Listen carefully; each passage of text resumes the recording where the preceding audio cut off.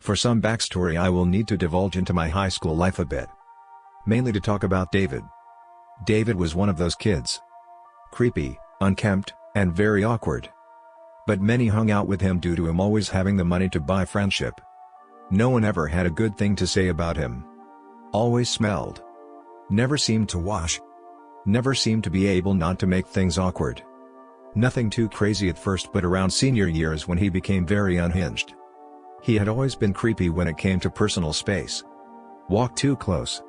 Sometimes accidentally touched either me or a friend of ours regardless of sex. And always did it with an air of if you say yes we fuck, if you say no it's a joke. But now he went out of his way to make it clear what his intentions were around us. At one point he got punched by one of our friends when he accidentally groped her boob. And one time he got full-on expelled for sneaking into the women locker room and gave the excuse that he was too high to know where he was. No, really, that was his excuse. Once he got expelled I only heard about him here and there. Nothing wild, but more like Bigfoot. It was sightings and rumors.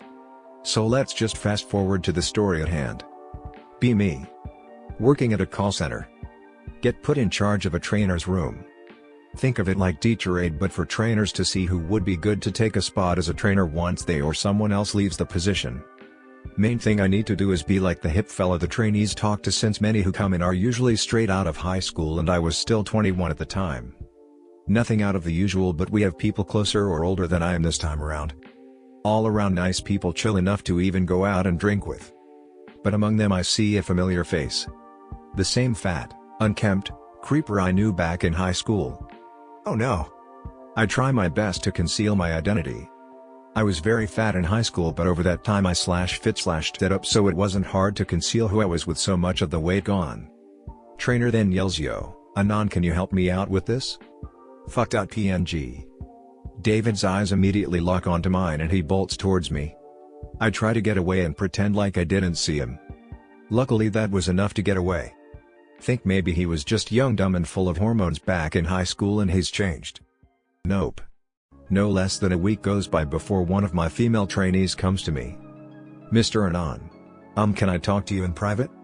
"Sure, let's go to the room." We sit there for a good 5 minutes in silence before she finally tells me that another trainee has made her feel uncomfortable. "Oh fuck," I think. "Can I know who it is?" "David," she says. Said that earlier in the week she was sitting next to him when she asked if she could borrow a pen for some paperwork she needed to fill out. She continues by saying he not only took a pen out of his pocket whilst making lewd gestures, but as he gave her the pen he slightly rubbed his hand on hers. Tells me that she got very uncomfortable but didn't know who to talk to. Tell her I'll speak to David and to leave it to me. Next day call David to a meeting and tell him to stop fucking around and that this isn't high school. If some shit happens it's on my and the trainer's ass, and it can get him arrested. David just tries to say, "She wanted it, man. She was so into it, I saw how wet she got." "Oh fuck's sake. David, if you do this again I'm gonna have to not only write you up but suspend you without pay." Okay. Decide that maybe that's all he needs and move on. Next couple of days get complaints from both the men and women in the class about how creepy he is. Tell them if you want him out please make a report about this. Company has a policy where you can't complain on someone else's behalf no matter how much evidence you may have on the person.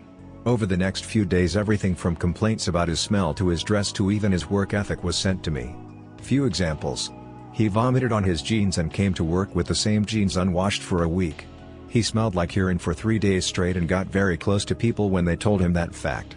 He kept slightly touching or poking people when they told him to stop multiple times. He full-on reached for someone's dick at one point. All these complaints and not one report. Fast forward 2 months into training and a trainee comes to me that she wants to file a complaint on him. Oh shit.gif.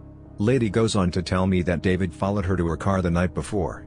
He was asking her for a ride and she refused more than 3 times. Finally she got in her car and was about to go when she saw David put his backpack on her hood. He then proceeded to try and open her car door. "Let me the fuck in. I want a ride home. You'll die without a ride home. You fucking slut. You whore.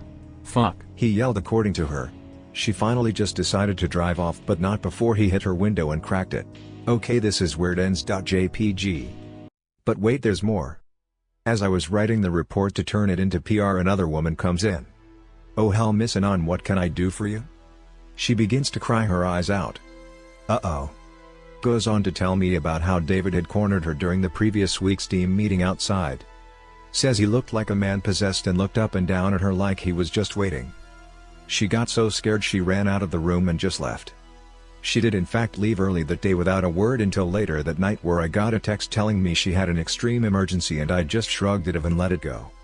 She also wants to file a report and I say okay. Whilst I get the paperwork, she asks me, is he gonna get fired? I tell her that since he now has 2 reports to his name, it is a very real possibility, but just in case, keep your distance and tell me right away if anything happens. She leaves and I am now stuck with having to write 2 reports for this guy, and in some way I'm relieved because it just meant I won't have to deal with him much longer. I turn in the reports and notice David outside, think about talking to him and maybe, just maybe, making him understand how fucked he really is. I decide to nod and just walk off. All of a sudden I feel a hand on my shoulder and I realize from just the smell it's David. Now what? Gif. Turn to David and there he is looking at me like he wanted to just stab the first thing he saw. What did those bitches fucking tell you? Did they shit talk me? Did they go behind my fucking back? Those fucking cheating whores. I didn't answer his question, but I did tell him that he has to make sure to watch himself from now on unless he wants to be put on some sort of registry. A month passes and the brass doesn't deem it enough to fire this fucking creep. I'm just as surprised as anyone. Finally the fateful day comes. David's finest hour. Starts off normal, but for the past month we had David in a separate cubicle away from the class at the behest of our PR department. Finally lunchtime goes and of course my job is to keep a lookout for David. If anyone here has worked for the certain company I worked for, you know they run their shit like they do the mob. Really shady, and no one outside usually gets involved, and people on the floor or in management get used for, say, unusual secondary tasks. Go about my lunch having to make sure David doesn't leave my side or go near anyone.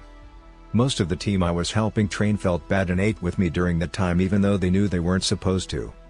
Anyways, get to about 3:30, almost time to let the trainees go home. All of a sudden David comes up to me. Looks me in the eye. Like he tried telling me something with only his gaze. Can I help you, sir? I need you to teach me something again, sir. Oh, okay, sure. What do you need help with?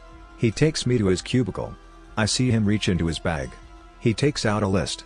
It has written on it the names of the people who have either filed a report or just generally complained about him.